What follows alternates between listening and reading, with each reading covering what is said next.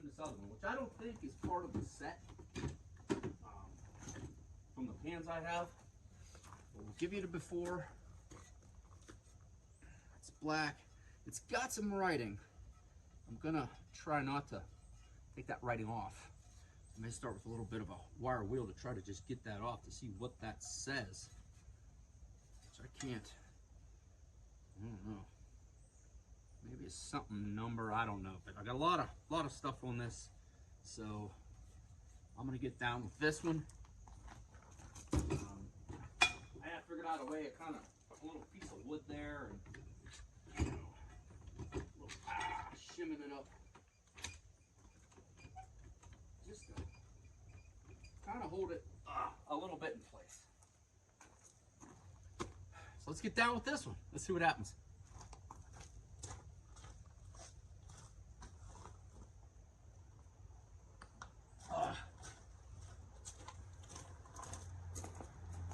Got my beer off camera.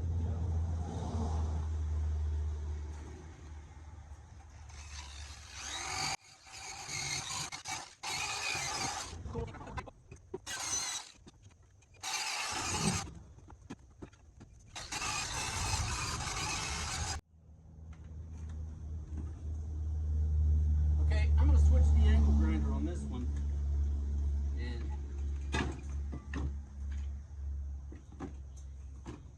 because of that writing on the back, I'm probably really loud. That's probably a good thing. Because of the writing on the back, I'm going to stick with the 120 grit because I really want to see what this stamp is on there.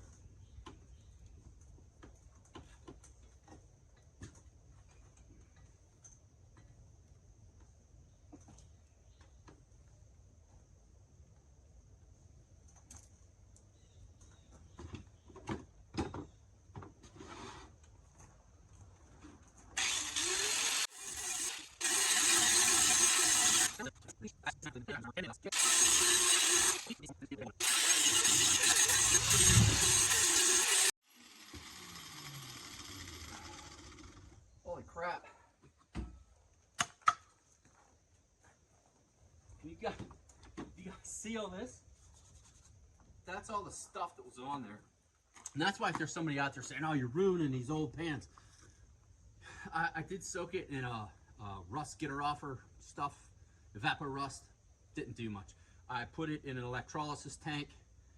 When I had one I built, it didn't really do all that much. The thing is, I'm not looking for art here. I'm looking for utility. I'm looking for pans that cook very, very well. So let me see. Hold on.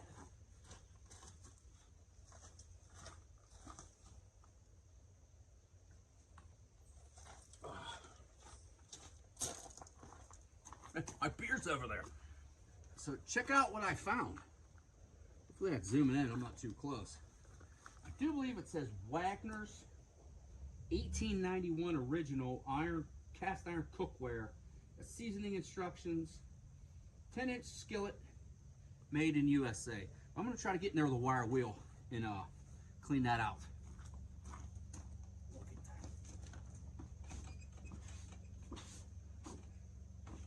Woo! So we got the dust mask.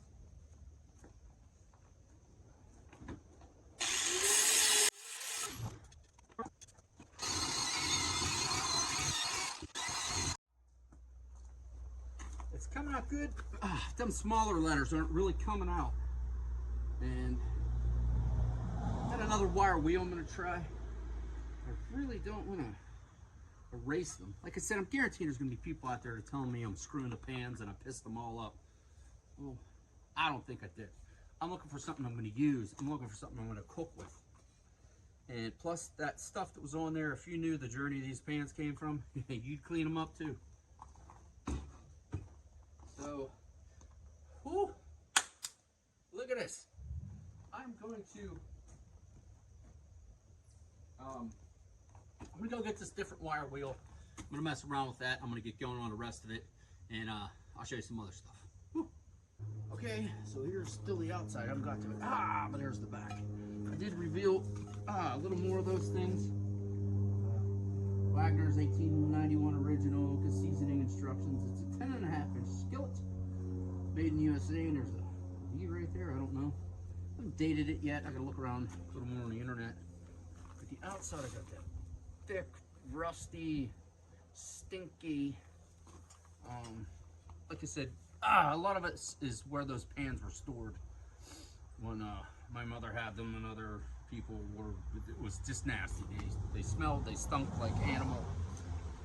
And I'm thinking it was in all that black coating. The other pan was the same, and it's working out great. We use it every day. So let's get down and dirty at that inside. Let's see what we can't see, that rust in there.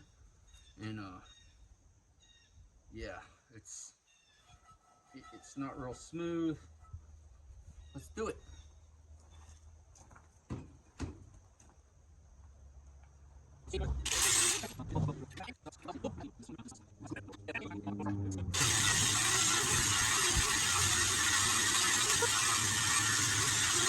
That's one pass with the 60. Look at that. Check it out. Now you know I'm wearing a dust mask. It is nasty. And that is some thick, baked on years of seasoning. I know you're going to say, oh, yeah, not, I'm going to re-season it. That's a good thing about cast iron. Ruth Ann talks about it in her video. If it gets bad, it gets scratched, or things start sticking, re-season it. Sand it back down, re-season it. It's just great. This is the best thing about cast iron. So, I'm going to get down on these sides in here, because it's pretty nasty. And then I'll just start stepping my grits up until I get back up to a 120. I'll wire wheel a couple more things, and then I'm going to get in there with my big old sanding ball, and we'll shine it up. And I actually brought down a modern day cast iron skillet. It was pre-seasoned and all that stuff. We're going to take the bottom off on that one, so that'll be cool too. I just realized kind of how I'm sitting. You can't really see what I'm doing. This is what you're seeing. But this is what I'm taking off. I'm taking off that sides. I'm going to get her all shined up. And I'll bring you guys back when I'm getting a big sanding ball out. And you can see me do that. And we'll see. I'll do it before and after, see if we shine it up at all. Like I said, the handle, not messing around with too much, because it's going to get your hand grease on there, stuff like that. It's this gook that we need to get off. So I'll bring you back when we're shining her up. Woo! I got this hot water tank thing going, so I'm going to have to talk even louder. So here we go. This is what I came up with from what it was before. Excuse me. And now I have actually have one little spot that I missed. All right, I hook the grinder up and hit that one little spot, and then I have the big sanding ball on. We'll get the sanding ball on there. But so far, I'm really happy with how everything's turning out.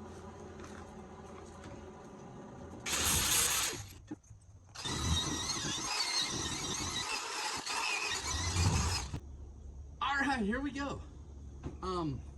Here's a little pan. I think it turned out spectacular. I think this pan has to be pushing 100 years old, maybe older. This one, I'm not so much. It does have a name, Wagner's. That one I think is matching the other pan, and I did do some research on that. I found the brand in years. I'm gonna do a little bit of research on this one as well, but I got most of that off. Now it's a little pitty in the corners here, and I may, after the camera's off, go over that again with the grinder. But look at that, look at how that turned out. It's silver, it's shiny. The insides, when I run my finger across there, smooth as a piece of glass. That's really what you want for cooking. The little things are going to be filled in with the grease that you use. I recommend you use clarified butter or lard or beef tallow, something like that. Get away from the seed oils, guys. Maybe some olive oil, but canolas and stuff. Let's get away from them. But look at that. That's pretty spectacular. And this is going to be the end to the outside part. I'm probably going to split this video up into 2 parts because I don't know, I have 8,000 minutes of video here. This one, oh, so smooth. Even the corners are nice and smooth. I might get in this a little bit more with the grinder to get that corners out, because you know when you're cooking, that's where stuff's going to stick. But I do have one more pan. Let me grab it real quick for you. Just want to show you.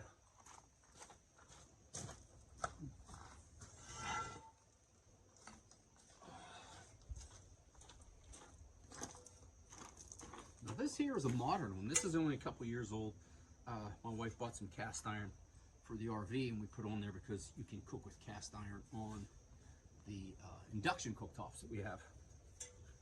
But in Ruth Ann's video, she even talks about the new ones, even the large ones. They come with this pre-coating. If you run your finger across that, it's really rough, and that's why food sticks in there. So I think I'm gonna get the grinder out, and I'm gonna